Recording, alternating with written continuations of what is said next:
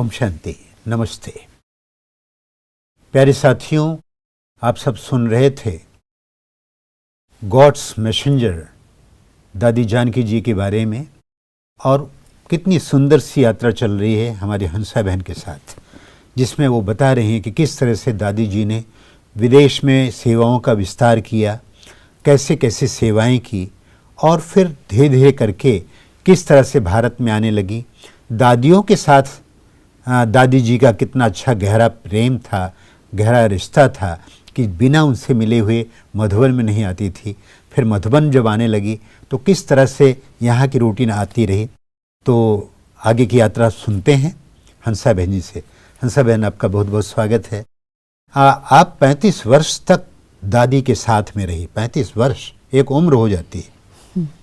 इतने साल में रहे, दादी का सुबह से शाम तक पूरी भावनाओं को समझना, उनकी आदतों को समझना, उनकी संकल्पों विचारों को समझना, और कैसे उनकी दिनचर्या होती थी, कब उठती थी वो, और उठते ही क्या करती थी, भोजन में क्या क्या पसंद आता था।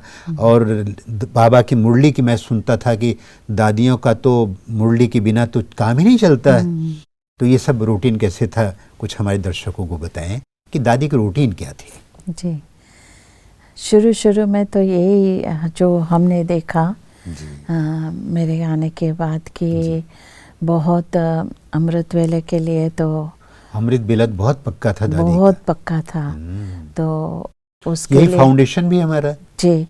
और ना सिर्फ उठ के बैठना, लेकिन योग कराना, अमृत वेला कराना, खुद बैठती थी योग कराने के लिए। तो इसी रीति से दादी का बहुत शुरू उसकी दिनचर्या से शुरू होती थी, सुबह अमृत वेला उठने का।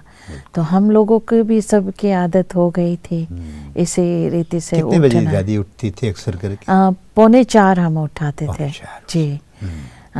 हम जब मैं थी तब 3:30 उठ जाती थी, क्योंकि अपने आप को फ्रेश करना, पहले अपने आप तैयार करना है, फिर दादी, और फिर दादी को 3:45 उठाती थी। और हम खड़े हो जाते थे उसके खटिया के पास। तो आप बहुत कैसे प्यार उठ जाती थी ये बताइए? अलार्म रख के अलार्म जरूर रखना पड़ता था। हाँ, क्योंकि हम कभी ऐसे नहीं हुआ कि बिना अलार्म हम उठे। बाद में अभी तो उठते हैं, लेकिन उसके पहले तो जब और उन दिनों यंग थे तब अलार्म से उठते थे। उम्र की भी बात होती है, अच्छी नींद होनी चाहिए तो अच्छा, गीत भी तो बजता है ना सवेरे 3:30 बजे गीत 3:30 बजे हाँ जी बजता है। तो वो सेम जैसे मधुबन की सिस्टम दादी ने वहाँ अपनाई थी। बिल्कुल। हाँ, कोई ऊपर नीचे कोई, क्योंकि मधुबन का मॉडल बनाना था ना, तो उस रीति से सब दिनचर्या भी जैसे मधुबन जैसा ही था। और जो एक्टिविटीज़ जो थी, जैसे हर डिपार्टमेंट मधुबन में आप देखते हो, इसी रीति से वहाँ हर डिपार्टमेंट्स होते थे। मुरली डिपार्टमेंट, साउंड रूम डिपार्टमेंट, इस रीति से ट्रैवल डिपार्टमेंट। तो वहाँ भी उस रीति से, तो दिनचर्या भी मधुबन की स्टाइल का ही रहता था। मिनी मधुबन था ही जी। तो फिर अमृत वेला के बाद हम लेटा देते थे दादी को। फिर वहाँ मुरली शुरू होती थी 6:30 बजे। तो दादी तो काफ़ी, फिर उस समय थोड़ा यंग भी थी, मैं नहीं कहेंगी इतना यंग थी, क्योंकि 7 साल की उम्र में फिर लोग तो रिटायर हो जाते हैं, लेकिन दादी हमेशा कहती थी कि मैं टायर थोड़ी हुई हूँ जो मैं रिटायर हूँ। तो इस रीति से फिर हम लेटा देते थे। वो 6 बजे उठती थी, क्योंकि मुरली फिर कोई और पढ़ता था। फिर दादी को तैयार करके, ये मैं बाबा भवन की बात सुना रही हूँ। तो फिर हम उसको लेके जाते थे 6:45 बजे, क्योंकि 7:15 तक तो लोगों को दफ्तर में जाना है। तो कई लोग उठ भी जाते थे, लेकिन जो बुजुर्ग लोग थे, माताएं थे, भाई लोग थे, जो रह सकते थे, वो बैठते थे 7:45-8 तक। तो फिर दादी का क्लास चलता था 7:15 बजे। इस रीति से हमेशा दादी क्लास कराती थी, जो लोग सुनते थे मुरली के बाद। उसके बाद फिर हमेशा किसी न किसी को मिलना रहता था। और कभी तो वहाँ बादाम भी देती थी नीचे हॉल में कि बादाम लेके आओ, जो लोग थोड़े बहुत रहते हैं उनको उनको और भी। और कई लोग बोलते थे कि हमको दादी से थोड़ा मिलना है, तो उस रीति से फिर अपॉइंटमेंट्स देते थे। उस समय दादी काफ़ी व्यस्त रहती थी 9 बजे तक, 9:30 तक।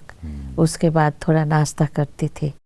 फिर उनका कारोबार जयंती बहन के साथ जैसे ढेर सारे ईमेल्स आते थे, क्योंकि अभी सारी विश्व की बात है। बिल्कुल बिल्कुल। क्योंकि उस समय ना व्हाट्सएप था, ना मोबाइल था, और फ़ोन भी कैसे, लेकिन ईमेल द्वारा सब चलता था। जी। ढेर सारे कागज़ होते थे जो लोगों को पत्र आते थे, उनका जवाब देना है। कोई सीरियस भी होते थे पत्र। तो जयंती बहन हमेशा दादी से राय करती थी। वो कभी अपनी मन मर्जी से कभी नहीं उसने कि मैं लिख के जवाब दे दूं। हमेशा दादी से वेरीफाई कराती थी, दादी से जवाब लेती थी। तो उनका 1-2 घंटा वो चलता ही था, दादी और जयंती बहन से मिल करके। जी, जैसे ऑफिस का कारोबार, ऑफिस कारोबार बहुत चलता था जी। और उसके बाद फिर उसके बीच में किसी को मिलना है, अपॉइंटमेंट, या कोई वीआईपी है कि कोई बाबा के बच्चे हैं जो मिलना है, तो उस रीति से भी उन्हों का बीच में अपॉइंटमेंट। तो आपका बड़ा अच्छा कम्युनिकेशन रहा कि जयंती बहन भी है, दादी भी है, और आप भी हैं। किसको मिलाना है, कितने बजे क्या करना है, इसका जवाब यहाँ देना है, तो उसका प्रोग्राम कैसे बनाना है। तो ये अच्छा कम्युनिकेशन रहा बराबर। उस रीति से दादी काफ़ी सबको पालना भी देती थी, ये भी करती थी, खुद का भी ध्यान देती थी कि इस समय मेरे को नाश्ता करना है। लेकिन फिर ये ऑफिस का कारोबार भी बहुत ज़रूरी था, और उसके बाद ब्राह्मण को भी देखना है, सब पालना देनी है, फीलिंग। लेकिन दादी बहुत इजी थी। ये तो बड़ा कमाल का रहा कि दादी को भी स्वास्थ्य देखना है, लोगों को मिलाना भी है। उसमें कभी कभी तो ऐसी भी स्थिति हो जाती होगी कि आपको ऐसा नहीं होता था कि भाई बंद करो अभी हमको दादी को लेकर जाना है। आपको झिकझिक नहीं होती थी कुछ ऐसे? बहुत सालों के बाद ऐसे हो, जैसे हम ग्लोबल हाउस में आए तब दादी की तबीयत काफ़ी नाजुक रहती थी। तो जैसे कि संडे बहुत बड़ा क्लास रहता था, 400-500 का लोग, तो उसमें कई लोग बहुत दूर दूर से आते थे, जैसे लेस्टर से, बर्मिंघम से, कभी वेल्स से, कभी स्कॉटलैंड से, ऐसे मैनचेस्टर से, बहुत दूर से आते थे। तो उनको मिलाना भी ज़रूरी था। हाँ, तो उस रीति से फिर हम जल्दी मिलाते भी थे। कभी नहीं भी मिल पाते थे क्योंकि दादी की तबीयत ऊपर नीचे रहती थी। तो कभी ऐसा भी होता था कि आप लोग बैठे, दादी को नाश्ता करा के ले आती हूँ। हम रोकते थे।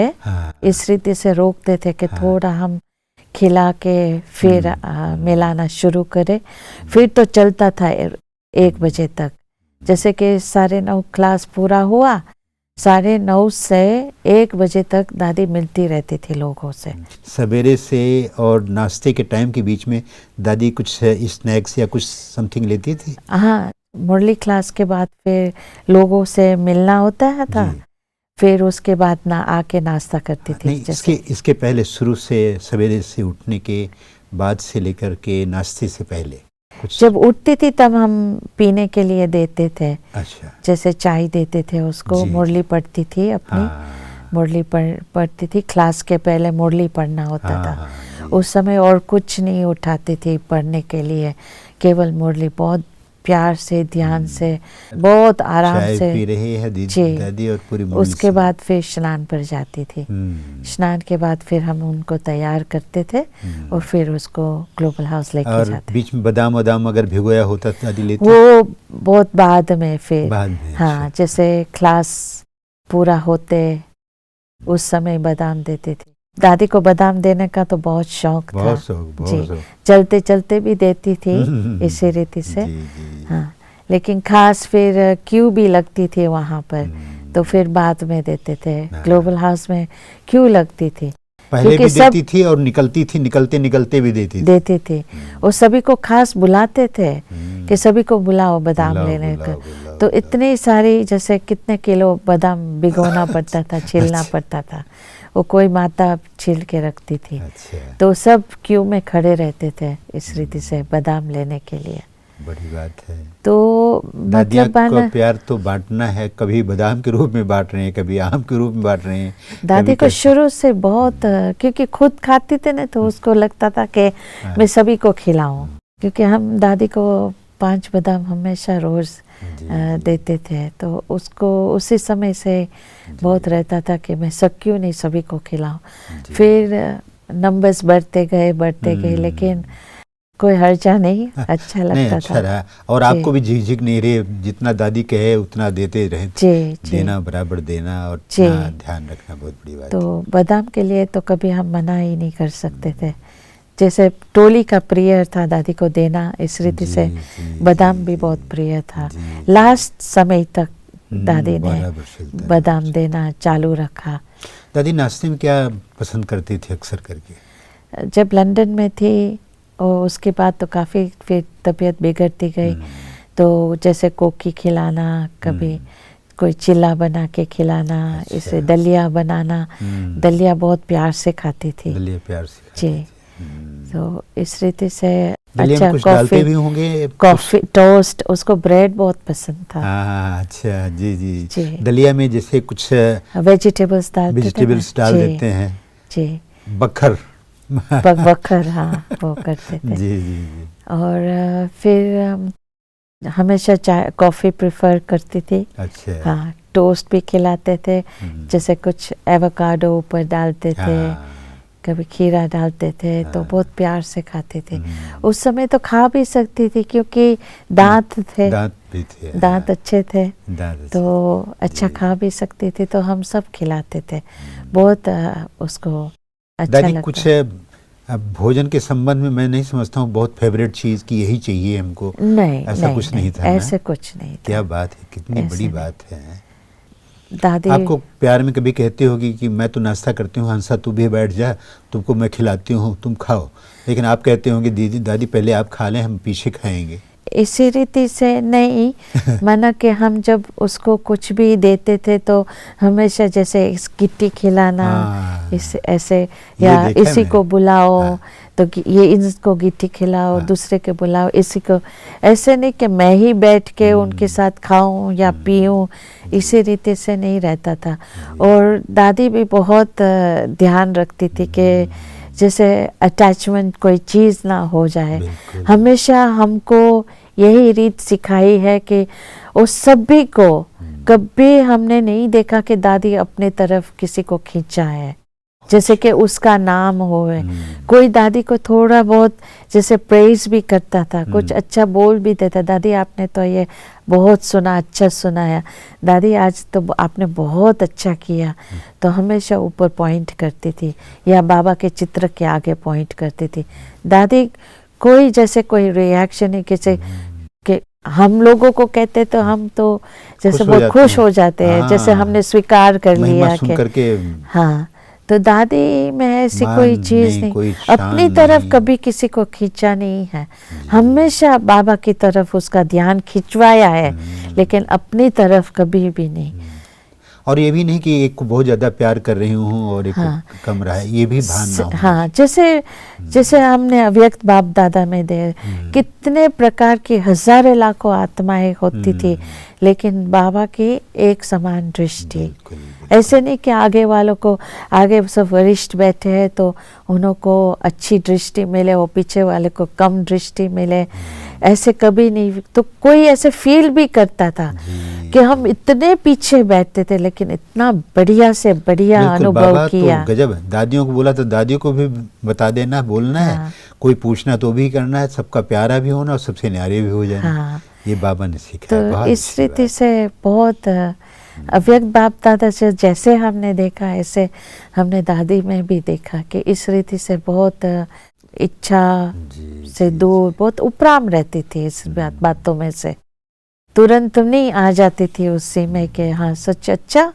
ऐसे हम तो जैसे तुरंत फल खा लेते हैं, तो उसमें इस रीति से कभी नहीं देखा हमने। नाश्ते के बाद फिर तो मिलना दादी का होता था सबसे। हाँ, तो जैसे ऑफिस के कारोबार होते थे, पर्सनल मुलाकात होती थी, फिर 1:30 1:30 तक उसका लंच मिलना होता जुलना था। हो जाता था। हाँ, उसके बाद इतने घंटे दादी कभी ऐसे नहीं सोचती थी कि मेरे को सोने जाना है, बिस्तरा उसको कभी नहीं खींचता था, सेवा खींचती थी। हम उनको कितना भी जैसे दादी सो जाओ, थोड़ा रेस्ट कर लो, लेकिन नहीं नहीं नहीं, उनको मिलना, लाओ लाओ उनको बुलाओ। जैसे ग्लोबल हाउस में भी थी हम, तो कभी रिसेप्शन में बैठते थे तो हम कभी बोलते दादी आप लेट जाओ, लेकिन दादी नहीं। और फिर दादी को भोजन के बाद हम लोगों तो कभी कभी नाश्ता किया तो थोड़ा भारी पड़ने लगता है, थोड़ा मन करता है रेस्ट कर लें, कितना होता है। दादी में वो आलस्य हमने नहीं देखे, बिल्कुल। जो हम लोगों को भी बहुत फुर्त रखा, बहुत एक्टिव रखा, कि हम लोग भी ऐसी जल्दी बिस्तरा नहीं खींचता था। बहुत। उसके बाद फिर दादी भोजन करती थी।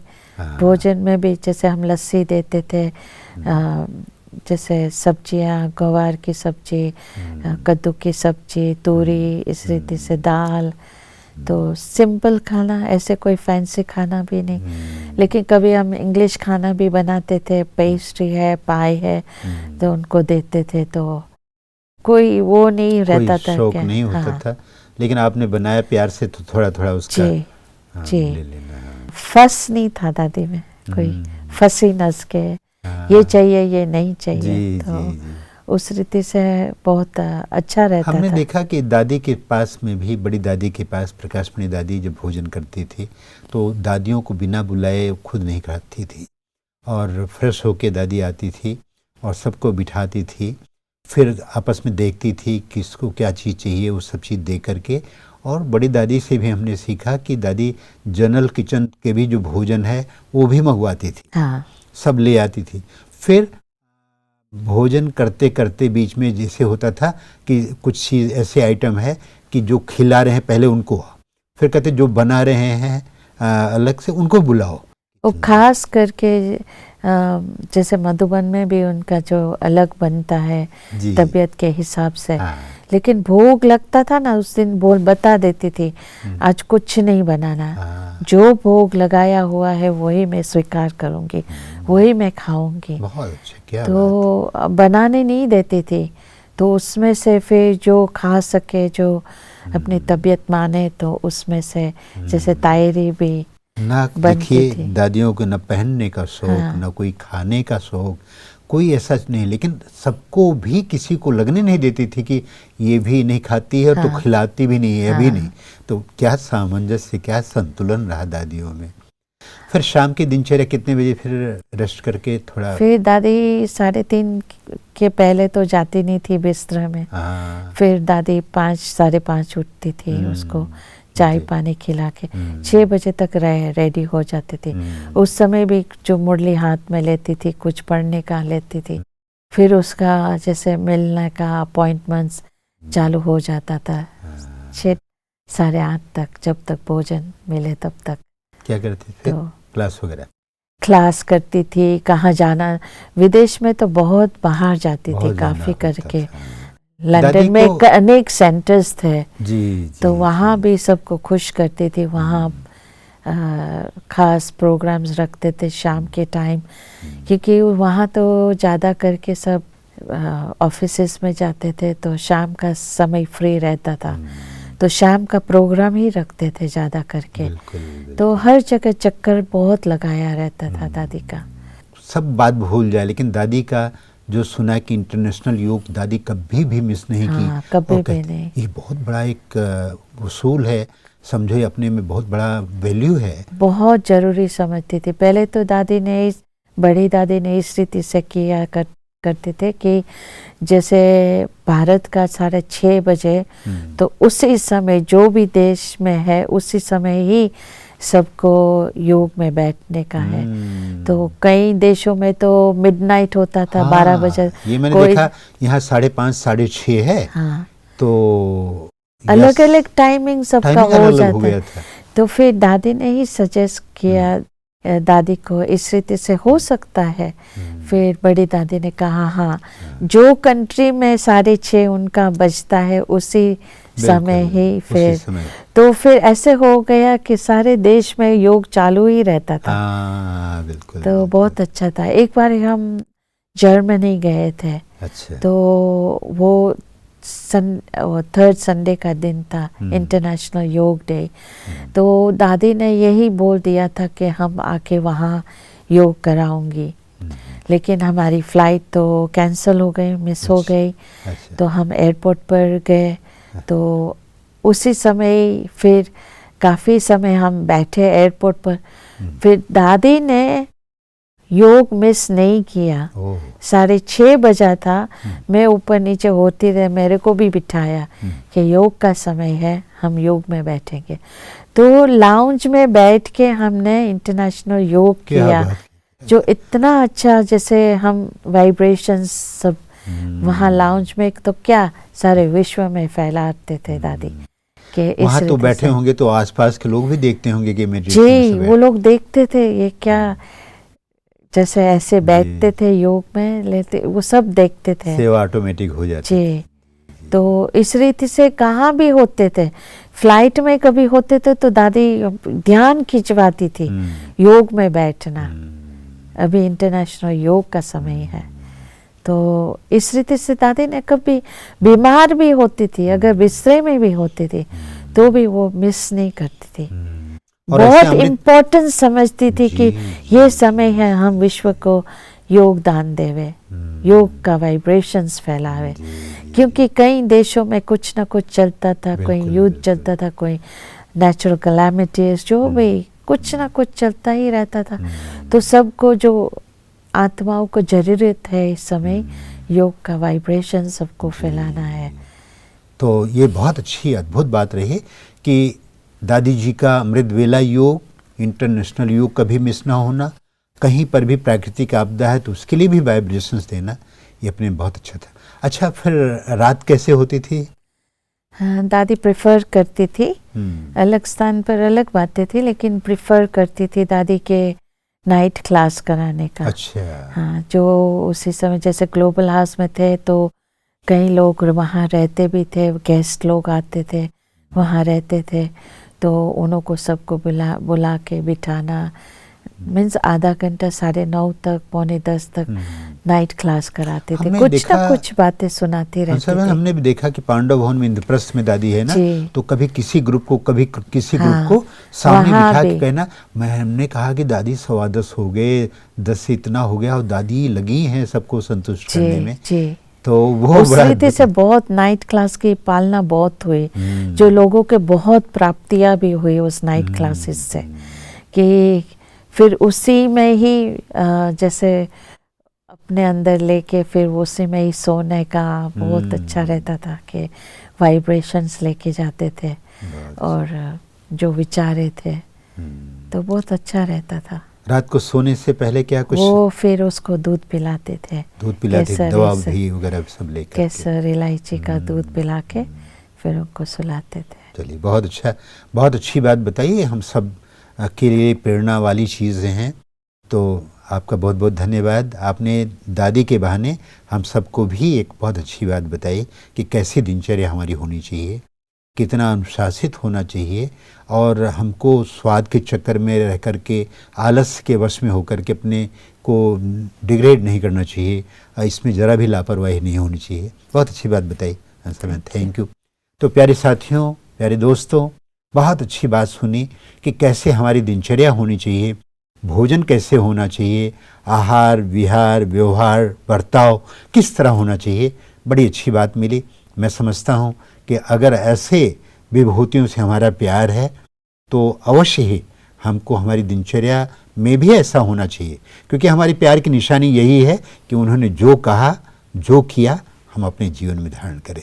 यही सबसे अच्छी बात है, उनके प्रति प्रेम प्रकट करने का। तो साथियों, फिर मिलेंगे, इजाज़त दें, नमस्कार।